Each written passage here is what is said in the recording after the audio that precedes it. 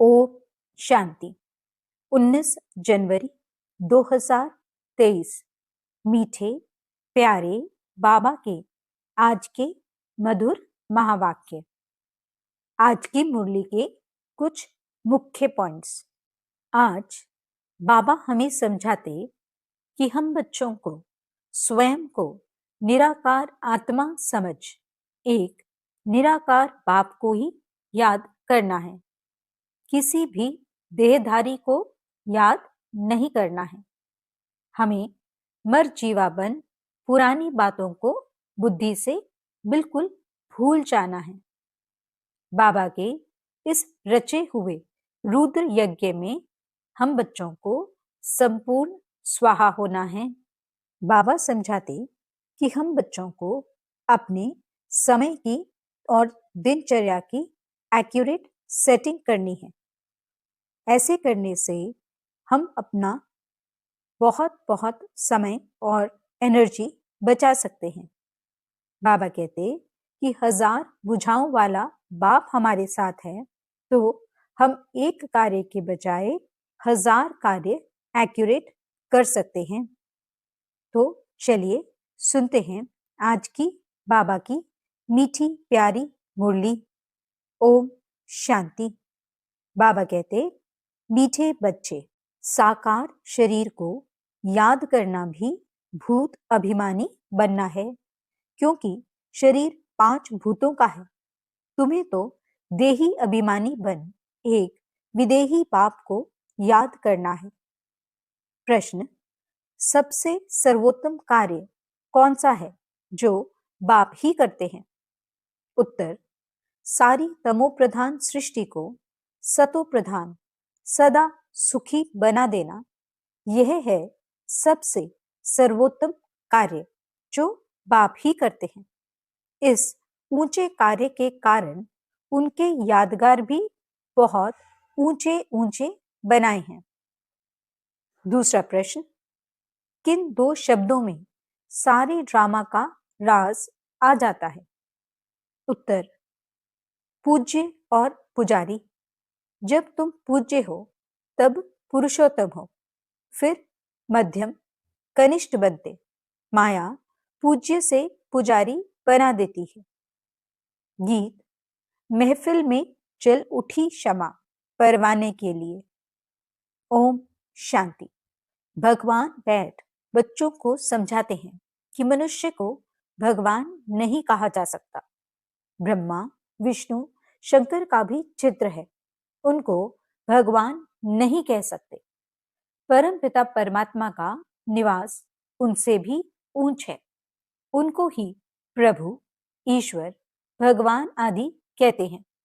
मनुष्य जब पुकारते हैं तो उन्हों को कोई भी आकार व साकार मूर्ति दिखाई नहीं पड़ती, इसलिए किस भी मनुष्य आकार को भगवान कह देते हैं। सन्यासियों को भी देखते हैं तो कहते हैं भगवान, परंतु भगवान खुद समझाते हैं कि मनुष्य को भगवान नहीं कहा जा सकता। निराकार भगवान को तो बहुत याद करते हैं। जिन्होंने गुरु नहीं किया है, छोटे बच्चे हैं, उनको भी सिखाया जाता है परमात्मा को याद करो, परंतु किस परमात्मा को याद करो यह नहीं बताया जाता। कोई भी चित्र बुद्धि में नहीं रहता। दुख के समय कह देते हैं हे प्रभु। कोई गुरु व देवता आदि का चित्र उनके सामने नहीं आता है। भल बहुत गुरु किए हों तो भी जब हे भगवान कहते हैं तो कभी उनको गुरु याद नहीं आएगा। अगर गुरु को याद कर और ही भगवान कहें तो वह मनुष्य तो जन्म मरण में आने वाला हो गया। तो ये गोया 5 तत्वों के बने हुए शरीर को याद करते हैं, जिसको 5 भूत कहा जाता है। आत्मा को भूत नहीं कहा जाता। तो वे जैसे भूत पूजा हो गई। बुद्धि योग शरीर तरफ चला गया। अगर किसी मनुष्य को भगवान समझते तो ऐसे नहीं कि उनमें जो आत्मा है उसको याद करते हैं? नहीं, आत्मा तो दोनों में है, याद करने वाले में भी है, तो जिसको याद करते हैं उनमें भी है। परमात्मा को तो सर्वव्यापी कह देते, परंतु परमात्मा को पाप आत्मा नहीं कहा जा सकता।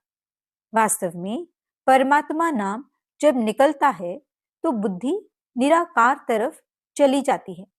निराकार बाप को निराकार आत्मा याद करती है, उसको देही अभिमानी कहेंगे। साकार शरीर को जो याद करते हैं वह जैसे भूत अभिमानी हैं। भूत भूत को याद करते हैं, क्योंकि अपने को आत्मा समझने बदले 5 भूतों का शरीर समझते हैं। नाम भी शरीर पर पड़ता है। अपने को भी 5 तत्वों का भूत समझते हैं और उनको भी शरीर से याद करते हैं। देही अभिमानी तो है नहीं। अपने को निराकार आत्मा समझें तो निराकार परमात्मा को याद करें। सभी आत्माओं का संबंध पहले पहले परमात्मा से है। आत्मा दुख में परमात्मा को ही याद करती है, उनके साथ संबंध है। वह आत्माओं को सभी दुखों से छुड़ाते हैं, उनको क्षमा भी कहते हैं। कोई बत्ती आदि की तो बात नहीं, वह तो परम पिता परम आत्मा है। क्षमा कहने से मनुष्य फिर ज्योति समझ लेते हैं। यह तो बाप ने खुद समझाया है, मैं परम आत्मा हूं, जिसका नाम शिव है। शिव को रुद्र भी कहते हैं। उस निराकार के ही अनेक नाम हैं, और कोई के इतने नाम नहीं। ब्रह्मा विष्णु शंकर का एक ही नाम है। जो भी देहधारी हैं उन्हों का एक ही नाम है। एक ईश्वर को ही अनेक नाम दिए जाते हैं। उनकी महिमा अपरम अपार है। मनुष्य का एक नाम फिक्स है। अब तुम मरजीवा बने हो तो तुम्हारे पर दूसरा नाम रखा गया है, जिससे पुराना सब भूल जाए। तुम परम पिता परमात्मा के आगे जीते जी मरते हो, तो यह है मरजीवा जन्म। तो जरूर माता पिता पास जन्म लिया जाता है। ये कुएं बातें बाप बैठ तुमको समझाते हैं। दुनिया तो शिव को जानती नहीं, ब्रह्मा विष्णु शंकर को जानती है। ब्रह्मा का दिन ब्रह्मा की रात भी कहते हैं। यह भी सिर्फ सुना है, ब्रह्मा द्वारा स्थापना, परंतु कैसे यह नहीं जानते। अब क्रिएटर तो जरूर नया धर्म नई दुनिया रचेगा। ब्रह्मा द्वारा ब्राह्मण कुल ही रचेगा। तुम ब्राह्मण ब्रह्मा को नहीं, परम पिता परमात्मा को याद करते हो, क्योंकि ब्रह्मा द्वारा तुम उनके बने हो। बाहर वाले देह अभिमानी ब्राह्मण ऐसे अपने को ब्रह्मा के बच्चे शिव के पोत्रे नहीं कहेंगे। शिव बाबा जिसकी जयंती भी मनाते हैं, परंतु उनको न जानने कारण उनका कदर नहीं है। उनके मंदिर में जाते हैं, समझते हैं यह ब्रह्मा विष्णु शंकर व लक्ष्मी नारायण तो नहीं है, वह जरूर निराकार परमात्मा है। और सभी एक्टर्स का अपना अपना पार्ट है। पुनर्जन्म लेते हैं तो भी अपना नाम धरते हैं। यह परम पिता परमात्मा एक ही है, जिसका व्यक्त नाम रूप नहीं है, परंतु मूढ़मती मनुष्य समझते नहीं है। परमात्मा का यादगार है तो जरूर वह आया होगा, स्वर्ग रचा होगा, नहीं तो स्वर्ग कौन रचेगा। अब फिर आकर यह रुद्र ज्ञान यज्ञ रचा है। इसको यज्ञ कहा जाता है, क्योंकि इसमें स्वाहा होना होता है। यज्ञ तो बहुत मनुष्य रचते हैं, वे तो सब हैं भक्ति मार्ग के स्थूल यज्ञ। यह परम पिता परमात्मा स्वयं आकर यज्ञ रचते हैं, बच्चों को पढ़ाते हैं। यज्ञ जब रचते हैं तो उसमें भी ब्राह्मण लोग शास्त्र कथाएं आदि सुनाते हैं। ये बाप तो नॉलेजफुल है, कहते हैं ये गीता भागवत आदि शास्त्र सभी भक्ति मार्ग के हैं। यह मटेरियल यज्ञ भी भक्ति मार्ग के हैं। यह है ही भक्ति मार्ग का समय। जब कलयुग का अंत आए तब भक्ति का भी अंत आए, तब ही भगवान आकर मिले, क्योंकि वही भक्ति का फल देने वाला है। उनको ज्ञान सूर्य कहा जाता है। ज्ञान चंद्रमा, ज्ञान सूर्य और ज्ञान लकी सितारे। अच्छा, ज्ञान सूर्य तो है बाप, फिर माता चाहिए ज्ञान चंद्रमा। तो जिस तन में प्रवेश किया है वह हो गई ज्ञान चंद्रमा माता, और बाकी सब हैं बच्चे लकी सितारे। इस हिसाब से जगदम्बा भी लकी स्टार हो गई, क्योंकि बच्चे ठहरे ना।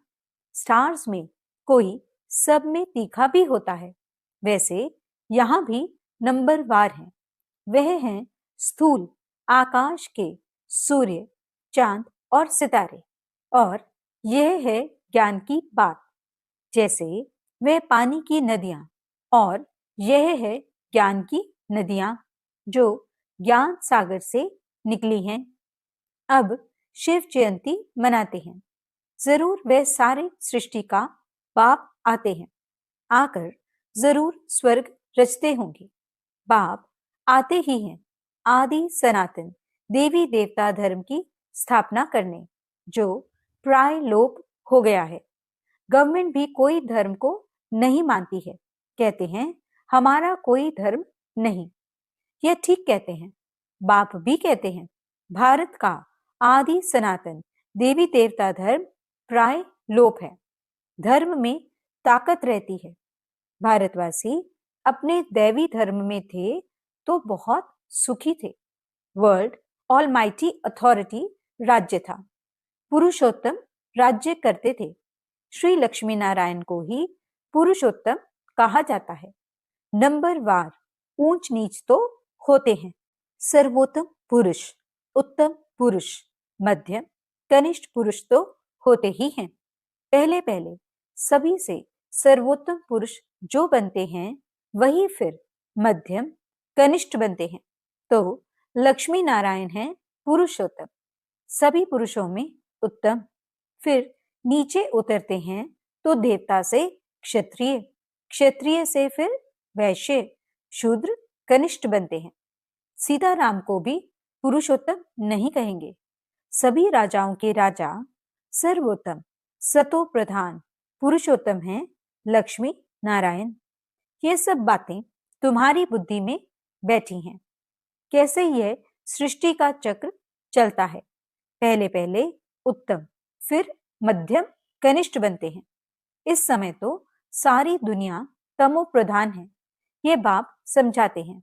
जिसकी अब जयंती मनाएंगे, तुम बता सकते हो कि आज से 5000 वर्ष पहले परम पिता परमात्मा शिव पधारे थे। नहीं तो शिव जयंती क्यों मनाते। परम पिता परमात्मा जरूर बच्चों के लिए सौगात ले आएंगे और जरूर सर्वोत्तम कार्य करेंगे। सारी तमोप्रधान सृष्टि को सतो प्रधान सदा सुखी बनाते हैं। जितना ऊंच है उतना ऊंच यादगार भी था, जिस मंदिर को लूटकर ले गए। मनुष्य चढ़ाई करते ही हैं धन के लिए, फौरन से भी आए धन के लिए। उस समय भी धन बहुत था, परंतु माया रावण ने भारत को कौड़ी तुल्य बना दिया है। बाप आकर हीरे तुल्य बनाते हैं। ऐसे शिव बाबा को कोई भी नहीं जानते हैं। कह देते सर्वव्यापी है।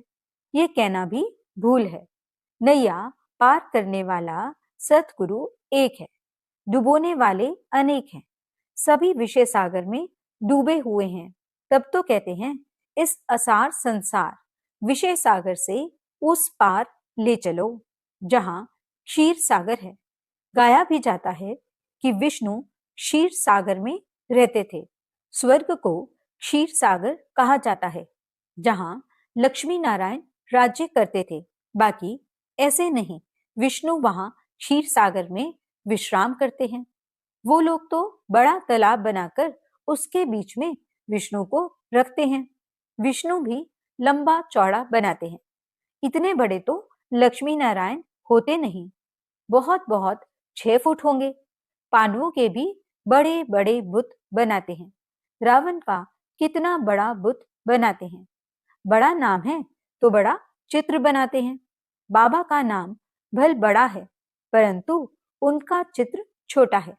यह तो समझाने लिए इतना बड़ा रूप दे दिया है। बाप कहते हैं, मेरा इतना बड़ा रूप नहीं है।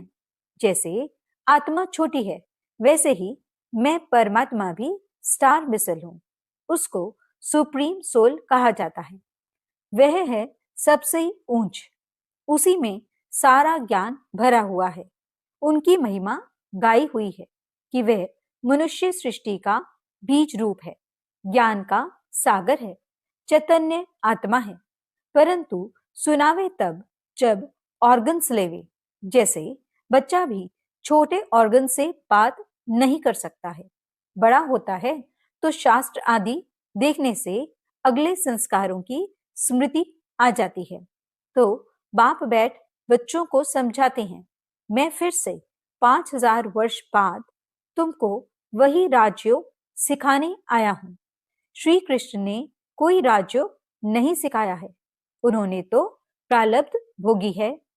8 जन्म सूर्यवंशी, 12 जन्म चंद्रवंशी, फिर 63 जन्म वैश्य शूद्रवंशी बने।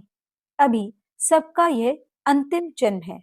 यह श्री कृष्ण की आत्मा भी सुनती है, तुम भी सुनते हो।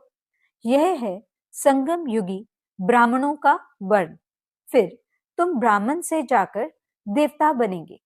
ब्राह्मण धर्म, सूर्यवंशी देवता धर्म और चंद्रवंशी क्षत्रिय धर्म, तीनों का स्थापक एक ही परम पिता परमात्मा है। तो तीनों का शास्त्र भी एक होना चाहिए। अलग अलग कोई शास्त्र है नहीं। ब्रह्मा इतना बड़ा, सभी का बाप है, प्रजापिता, उनका भी कोई शास्त्र है नहीं। एक गीता में ही भगवानुवाच है। ब्रह्मा भगवानुवाच नहीं है, यह है शिव भगवानुवाच ब्रह्मा द्वारा, जिससे शूद्रों को कन्वर्ट कर ब्राह्मण बनाया जाता है। ब्राह्मण ही देवता, और जो नापास होते हैं वह क्षत्रिय बन जाते हैं। 2 कला कम हो जाती है। कितना अच्छी रीति समझाते हैं। ऊंचते ऊंच है परम पिता परमात्मा, फिर ब्रह्मा, विष्णु, शंकर, उनको भी पुरुषोत्तम नहीं कहेंगे। जो पुरुषोत्तम बनते हैं वही फिर कनिष्ठ भी बनते हैं। मनुष्यों में सर्वोत्तम है लक्ष्मी नारायण, जिसके मंदिर भी हैं, परंतु उनकी महिमा को कोई जानते नहीं है, सिर्फ पूजा करते रहते हैं। अब तुम पुजारी से पूज्य बन रहे हो। माया फिर पुजारी बना देती है। ड्रामा ऐसा बना हुआ है, जब नाटक पूरा होता है तभी मुझे आना पड़ता है। फिर वृद्धि होना भी ऑटोमेटिकली बंद हो जाता है। फिर तुम बच्चों को आकर अपना अपना पाठ रिपीट करना है। ये परम पिता परमात्मा खुद बैठ समझाते हैं, जिसकी जयंती भक्ति मार्ग में मनाते हैं। यह तो मनाते ही रहेंगे। स्वर्ग में तो कोई की भी जयंती नहीं मनाते हैं। श्री कृष्ण, राम आदि की भी जयंती नहीं मनाएंगे। वह तो खुद प्रैक्टिकल में होंगे। यह तो होकर गए हैं, तब मनाते हैं। वहां वर्ष वर्ष श्री कृष्ण का बर्थडे नहीं मनाएंगे। वहां तो सदैव खुशियां हैं ही। बर्थडे क्या मनाएंगे? बच्चे का नाम तो माता पिता ही रखते होंगे। गुरु तो वहां होता नहीं। वास्तव में इन बातों का ज्ञान और योग से कोई कनेक्शन नहीं है। बाकी वहां की रस्म क्या है सो पूछना होता है। या तो बाबा कह देंगे, वहां के कायदे जो होंगे वह चल पड़ेंगे। तुमको पूछने की क्या दरकार है? पहले मेहनत कर अपना पद तो प्राप्त कर लो, लायक तो बनो, फिर पूछना। ड्रामा में कोई ना कोई कायदा होगा। अच्छा, मीठे मीठे सिकिलते बच्चों प्रति माता पिता बाप दादा का याद प्यार और गुड मॉर्निंग। रूहानी बाप की रूहानी बच्चों को नमस्ते। हम रूहानी बच्चों की रूहानी बाप दादा को दिल व जान सिक व प्रेम से नमस्ते नमस्ते नमस्ते जी। गुड मॉर्निंग बाबा। शुक्रिया बाबा। धारणा के लिए मुख्य सार। पहला पॉइंट, अपने को निराकार आत्मा समझ निराकार बाप को याद करना है, किसी भी देहधारी को नहीं। मरजीवा बन पुरानी बातों को बुद्धि से भूल जाना है। दूसरा पॉइंट, बाप के रचे हुए इस रुद्र यज्ञ में संपूर्ण स्वाहा होना है। शूद्रों को ब्राह्मण धर्म में कन्वर्ट करने की सेवा करनी है। वरदान, दिनचर्या की सेटिंग और बाप के साथ द्वारा हर कार्य एक्यूरेट करने वाले विश्व कल्याणकारी भव।